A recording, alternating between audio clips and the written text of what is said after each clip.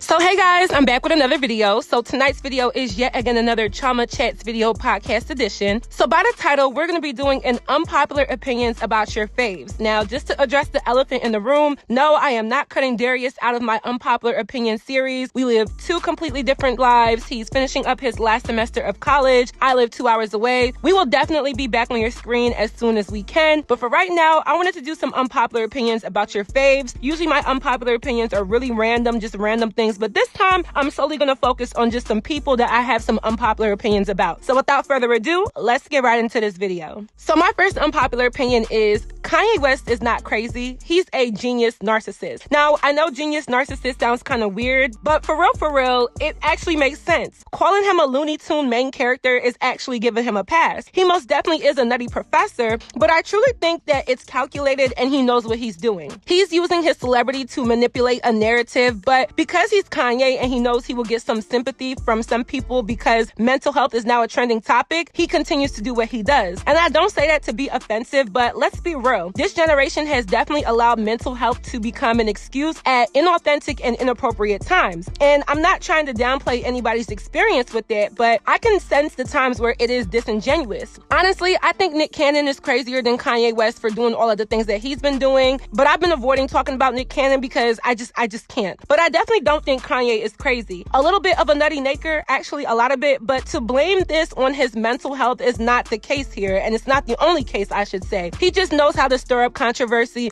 and it works in his favor every time, so I low-key think he's a media genius, and all of his moves are calculated to fit his narratives, and I'm not necessarily mad at that. My next unpopular opinion is Diera from DK4L is definitely benefiting from likability privilege, and I know I've never used that term before, so that basically means the privilege that you get when the media genuinely likes you and the majority of your fan base and people who know who you are don't speak poorly about you. Because she was the woman scorned in her previous relationship after some time, any move that she makes is literally going to get a pass. I actually like Diera. I liked the DK4L couples channel, and I really don't like talking about other YouTubers, but let's call a spade a spade. If you started messing around with your makeup artist ex-girlfriend and asking for a pass to get in the bed with her, that is just damn wrong. And there's so many fans somewhere between the ages of 10 and 14 who see nothing wrong with this because they're children, as well as infatuated with her because she's so positively perceived. I truly think she will forever get a pass for everything. And not to shade her, but you gotta watch out for those types of influencers because they could be terrible people behind closed doors and nobody would ever know or call them out on anything because of how they are perceived. Next unpopular opinion is Lil Nas X is not hated on because he's gay. He's hated on because at the time, he was just doing the most. When he was promoting his most recent album, Montero, we can't act as though he wasn't doing the absolute most. I completely understand that it's a very sensitive and risky topic to come for anybody in the LGBTQ plus community, but I don't like this notion that certain things can't be considered offensive or annoying without the backlash being that you're now anti-gay, because for most people, that's really just not the case. I took offense to a full-blown man acting as though he was pregnant and people finding comedy in something that only a woman can endure just because he gets a pass because he's not straight. I know I may get canceled for this, but I definitely feel like that was just doing too much. And not to say that people didn't come for him because of his sexuality. Boosie was for sure one of them people who really went hard against him, but there are several gay male artists that nobody comes for or disrespects because being gay isn't the reason why we like or dislike them. Their talent is the reason why we like or dislike them. Frank Ocean doesn't get dragged. Tyler, the Creator, was literally voted Artist of the Year and has a Grammy. So I do think Lil Nas X can say that his sexuality does play a part in some of the backlash that he gets, but I truly think that the majority of it is really because he's a very polarizing artist overall. My next unpopular opinion is Summer Walker almost fumbled her entire career having a baby, and especially having a baby by London on the track. I don't know what would convince a girl to start effing her producer. I just think that's very unprofessional and very risky. I understand the industry is very small and people love to get in those types of relationships, but her debut album was so successful, and although she truly is talented and her music is good, that would have been the end of it for her if it just didn't go the way how it's supposed to. Now, her second album, Still Over It, is even better than the first one, and I think it's because people had a lot of sympathy and anticipation for her because of the breakup, the heartbreak, the embarrassment, all of that, which a lot of women can relate to. I mean, if your producer is one of the people who created hits on your debut album and it was that successful, and then y'all have a fallout, then you're really risking it. But because London cheated or lied or whatever, Summer Walker actually had the rally of every woman scoring behind her, and I think it definitely helped with marketing. She's an R&B, in my feelings balance type of artist, so for her personal life to be publicized in a fashion that fits the mold of her artistry, it was almost a genius move for her to have that situation occur, even though I'm sure she didn't want that, but it all worked for her in the end. But she definitely almost lost her career because of that. My next unpopular opinion is Coila is one of the most individualistic female artists out right now. And by individualistic, I mean Coila comes to the table with a different style of music, a different style of fashion, and a very unconventional look in terms of she's pretty, but she has this tomboy style, and she's very petite. There's really nobody else out there that's just like Coila, but maybe a few lesser known people. But if you think of all of the other female rap artists, a lot of them really are the same person, but different body. I actually like her newest song, Anxiety, but I think people underestimate her because of her social media antics. But besides that, she comes to the table with what people ask. People always complain about female rappers being one and the same, but she isn't the cookie cutter female rap artist. She really doesn't make that many songs about designers, shaking ass, getting rich nakers, etc. So I find it funny when people ask rap artists to rap about something else, but then the ones that aren't, people make fun of them or don't support them as much. People can say she's just a TikTok artist, but TikTok is such a great marketing tool for people nowadays that I think any artist not using it, including myself, I have to check myself, is truly missing out. Yes, I definitely know people might say, oh, well, she only blew because of a YouTube video, but now YouTube is a big source of how people promote visuals for their music. When she considers herself a trendsetter, I'm definitely very 50-50 on that, but she's definitely very distinct compared to other female artists that are out right now, and I think people need to give her that credit. My next unpopular opinion is Carly Red was never messy. The other day, a random Love and Hip Hop ATL compilation video came up on my YouTube, and I watched the entire hour and a half because I was truly bored and needed some background noise, and I just kind of started tuning in. And it really brought me back to high school and early college when I used to watch the show, and I realized I just don't know why cast members as well as the general audience had anything to say about Carly Red. I think she's a good friend. She stands up for herself. She acknowledges her wrongdoings, and she stands in her nonsense as well. And being that real will make people say that you're messy when in reality, you're really not. Carly Red was on Love and Hip Hop Atlanta for its first season, and I stopped watching the show years ago, so I'm not sure if it's still on, but I'm sure she's still on there. So what does that say? It sounds like her and the show knows that her presence is needed. And I know I said this in one of my previous unpopular opinions videos years ago, but she was never messy to me. Everybody else was either fake or didn't have a personality of their own. My next unpopular opinion is Meg Thee Stallion is falling off, not because she's bad, but because she's truly redundant. And I really love Meg, and trust me when I say most of these mainstream female artists, I don't care that much for. But I think with Meg, people really want something else before they lose interest completely. When she came out, she was the first female rapper since Nicki Minaj that actually had my interest, actually had my support, and actually made me like her. And it's not just because she's a stallion and I am too, it's because she can actually spit bars. For me personally, I don't care what a rapper raps about. You can say whatever you want. That is your creative expression, but just give it to me in bars. If I don't hear any bars, I don't even want to hear it anymore. But I think Meg knows that people are tired of the same old thing. She's been beating this dead horse of sexually explicit and raunchy motivated material since her debut back in 2017. That's 5 years of almost doing the same exact thing. People are gonna get tired. And I've heard her other songs, but I don't think they get as much airplay because her and her team don't push them as much as her other songs. I truly think that because Meg is so big, she's going to be one of those artists who gets paid to be featured on upcoming artist songs. Like, I will do a song with Meg Thee Stallion in a heartbeat, but it can't be about something that crazily sexual because I'm not even that type of person. Y'all wouldn't even take me serious. So I think the Meg Thee Stallion train is slowing down a bit, and it's sad because I don't want it to, but at this point, it might be a choice if her team isn't adapting to what people may also want out of her. My next unpopular opinion is Kiki Palmer is not as big as she should be because of the Trey Songz incident. I say this because before that situation, she was going to be on the up and up. Akilah and the Bee was a huge movie. She had her own show on Nickelodeon. She did the movie Jump In on Disney Channel. Her song Keep It Moving was definitely a big bop. It's like she should be a superstar. And after that whole Trey Songz incident, her career kind of plateaued. And it could have been a personal choice to stay out of the media and staying off of people's radar because of the backlash. But we all know that Kiki should be way bigger than what she is. I know she has a film coming out, which I can't wait to see. And I know she's on The Proud Family as well, the new one. But I definitely think she should be way bigger. Growing up, I loved Kiki Palmer. Like, I don't think y'all understand. I really loved Kiki Palmer. She was the first celebrity website that I remember faithfully logging into when I was a kid. And I tried to make my own website just like hers when I was in middle school. Kiki should be bigger, and she's just as important for millennials and Gen Z in regards to child stars as a Raven-Symoné, in my very unpopular opinion. My next unpopular opinion is Naruto Wick is not an industry plant. So I know this one is random, but after the whole Who Wants Smoke song went viral, people were like, where did he come from? So I was even one of those people because I'm like, like, how did someone get 3 big features this fast? This dude had Lil Durk, G Herbo, and 21 Savage for probably the biggest single of 2021. So people were thinking he's an industry plant. So my nosy tail self was like, let me go back and do some research. Come to find out, nah, he's really been working and making music and dropping videos on YouTube for a few years. He just had a song go viral and some big name people hopped on it. A lot of the music commentary pages that I've listened to on YouTube have called him an industry plant, but I disagree. I just think he came in at the right time.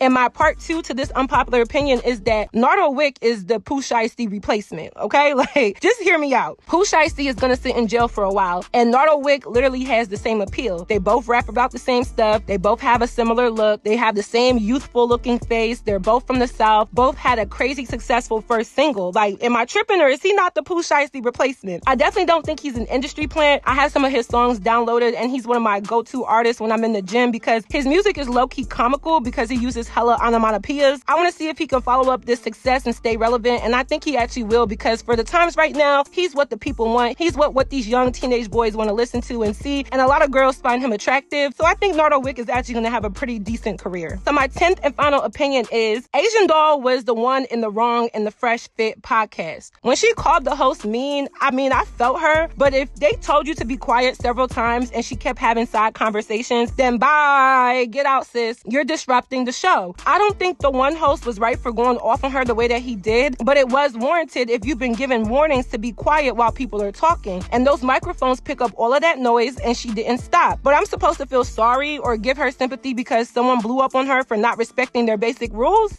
Absolutely not. I know it's support and protect Black women, but it's also hold people accountable when they're wrong. I don't know about y'all, but if someone kept talking while I was recording and I done told you to chill several times, then the next thing I'm doing is I'm snapping on you. Even the other girl who she was talking to was apologizing like, okay, I'm sorry, we'll quit. We won't talk anymore. But Asian just kept going because she didn't have any respect for the situation, point blank, period. I still don't F with the Fresh Fit podcast, but in that case, she definitely should have shut up. So that is it for this video. I hope you all enjoyed. Did I ruffle your feathers a little bit? I know I just be saying random things. I probably will keep coming back with some unpopular opinions, the podcast style, just some things I can quickly run through. I'll definitely be back on camera with Darius eventually. Do not think that we're done. We're definitely going to keep giving you guys that content. Please go stream my new song, Ballin'. It is out. I really want you guys to stream it up, okay? We got to get them streams up. And don't forget to follow me on all of my social media networks, and I will see you all in my next video. Bye, guys.